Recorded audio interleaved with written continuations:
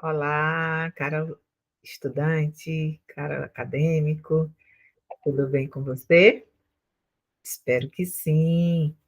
Como vai os estudos? Está conseguindo realizar todas as atividades? Está tudo tranquilo? Como está, né? Então, essa é a nossa última aula antes da A1, da primeira avaliação. E mais uma vez gostaria de enfatizar a importância que você, estudante, deve dar ao planejamento, ao seu planejamento de estudos, para que não acumule atividades, não acumule conteúdo antes da avaliação, tá bom? E lembrando mais uma vez que existe lá, está disponível para você o fórum geral, onde você pode postar suas dúvidas referente ao conteúdo, tá bom? Combinado? Então, nós temos como tema da nossa aula de número 6, legislação e indicadores de responsabilidade socioambiental. Hoje, o objetivo da nossa aula é falar sobre os indicadores, né? O que são indicadores? Os indicadores, eles são as ferramentas que medem e que avaliam os desempenhos, condições, tendências em diferentes contextos. Por exemplo, vou dar um exemplo para vocês. Ah, o indicador, por exemplo, levando em consideração a educação, né? O, o ENAD, né? Ele é um indicador educacional. Ele vai medir o conhecimento de vocês em relação aos conteúdos estudados durante toda a sua graduação, né? Então, ele é um indicador educacional. No caso dos indicadores de sustentabilidade, eles avaliam o progresso, em relação aos pilares ambiental, né? Os três pilares, né, que nós estudamos lá, nós falamos lá na aula número 1, na aula número 2, na aula número 3, que são quem? Né, os pilares ambiental, social e econômico, né? E esse indicador de sustentabilidade, ele ajuda a monitorar as práticas sustentáveis, né? Por exemplo, existem as modalidades como os indicadores globais. Quem são, né, na verdade, esses indicadores globais, né? Nós temos aí como exemplo a ODS, né? Objetivos de Desenvolvimento Sustentável da ONU. Nós vamos dialogar sobre eles, salvo engano, lá na aula número 7, número 8. Mas vocês já estão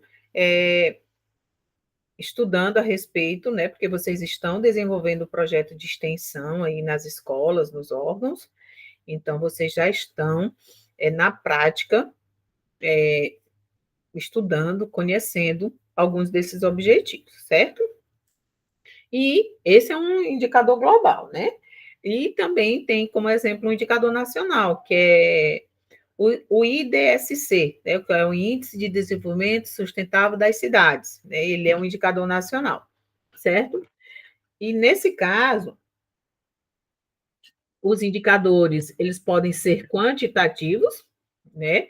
Que são quantitativos, são dados numéricos, né? Ou eles podem ser qualitativos. O que são os qualitativos? São aquelas avaliações que são descritivas, né? E que são essenciais para orientar as políticas, as ações, as tomadas de decisão em prol da sustentabilidade, tá? Então, esse é o nosso objetivo da nossa aula de hoje. Né? Os conceitos de indicadores ambientais, já falei para vocês aqui, né? Mas só ler a definição que tem aí no material didático de vocês, que os indicadores sociais são estatísticas, né, que são selecionadas, que representam, que resumem alguns aspectos do estado do meio ambiente, dos recursos naturais e das atividades humanas, né? Além disso, ela controla, para que existe, né? Já falamos também, para controlar, melhorar os processos voltados aí para o meio ambiente e, consequentemente, para que se possa alcançar os objetivos propostos, certo? E aí, no nosso próximo slide, esse é um conteúdo bem curto, né? Nós vamos falar sobre a Agenda 21 Global, né? Sobre a Conferência das Nações Unidas sobre o Meio Ambiente e o Desenvolvimento, o QNUMAD, né? Ela foi realizada em 1992, no Rio de Janeiro. Vocês já devem ter visto, assistido reportagens, já devem ter lido a respeito, né? Esta conferência ela foi um marco global na discussão sobre a sustentabilidade e ela é mais conhecida como o Rio 92, ou Cúpula da Terra, né?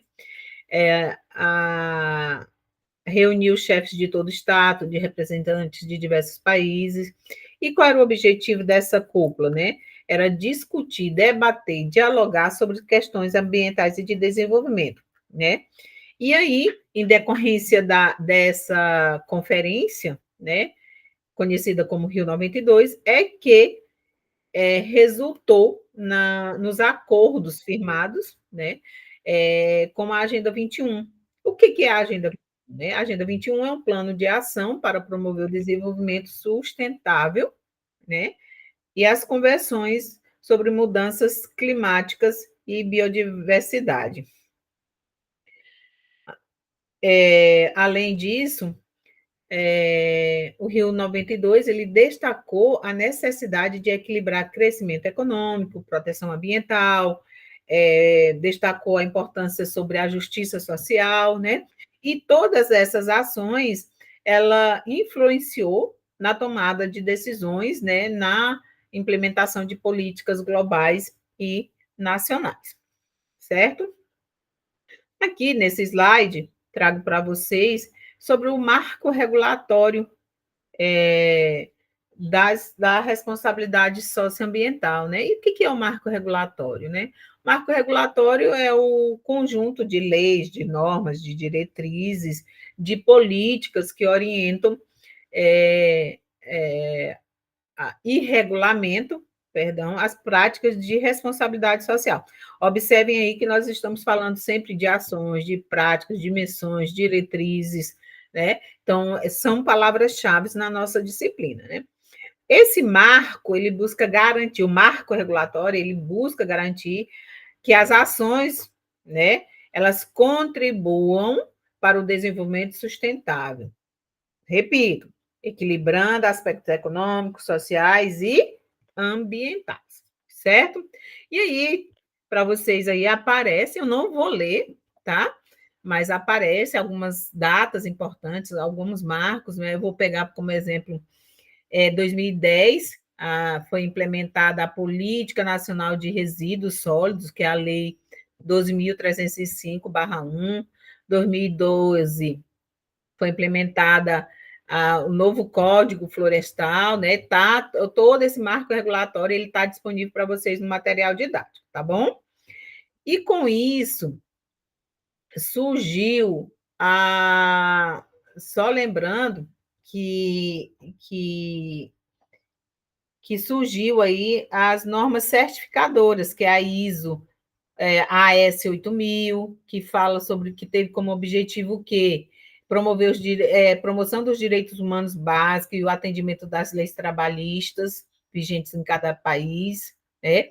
Aí depois surgiu a ISO 26000, que trata sobre que normatiza a orientação e fornecimento de recomendações sobre a responsabilidade social. A NBR 16.001, que trata sobre os padrões para a implantação de um sistema de gestão e responsabilidade social.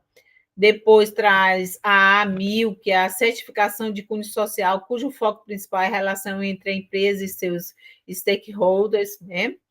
E o ISO 14.001, que é voltada para a atuação das práticas ambientais nas empresas, né? Nesse sentido, quando nós falamos de marco regulatório, nós falamos de normas certificadoras, nós estamos falando aí sobre as normas voluntárias, nós estamos falando sobre surgidas, né, criadas, sobre a responsabilidade social, nós estamos falando sobre a gestão ambiental, né?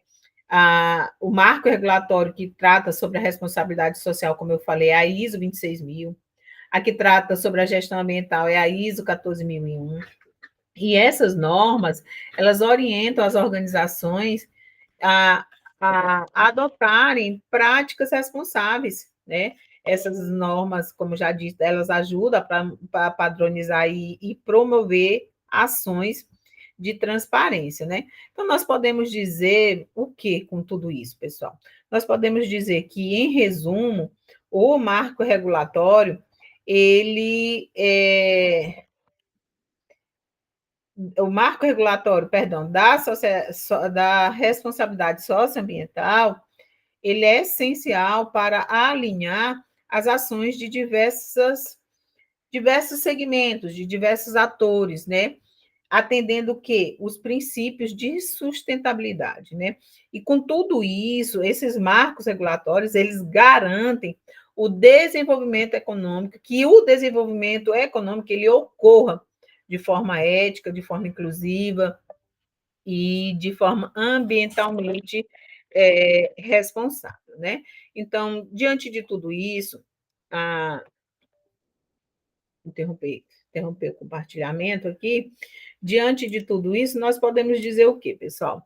Nós podemos dizer que os indicadores, eles são ferramentas que medem e que avaliam desempenhos, né, condições, tendências em diferentes contextos, certo? Nossa aula, como eu disse hoje, né, é um conteúdo bem curtinho. Eu espero que vocês tenham esclarecido possíveis dúvidas, né? E que não tenha ficado nenhuma dúvida a respeito, certo? Mais uma vez, agradeço cada um por assistir às aulas, por estarem respondendo às atividades, por estarem engajados, compromissados, né, com os estudos, e é importante, né? A EAD não é fácil, né? Precisa de um planejamento. Algumas pessoas elas acham, a EAD é fácil. Não, não é fácil. A EAD precisa de planejamento, precisa mesmo de disciplina, né? Então, que bom que você está conseguindo realizar as atividades, ler todo o material, assistir todas as aulas, tá bom? Tenha uma excelente prova, né? Nós vamos nos encontrar ainda na nossa aula de revisão, mas de antemão já desejo uma excelente prova para você, tá bom? Então, bons estudos, não desanimem, nada de desânimo, né? E focar no planejamento que dará tudo certo, tá bem? Abraço.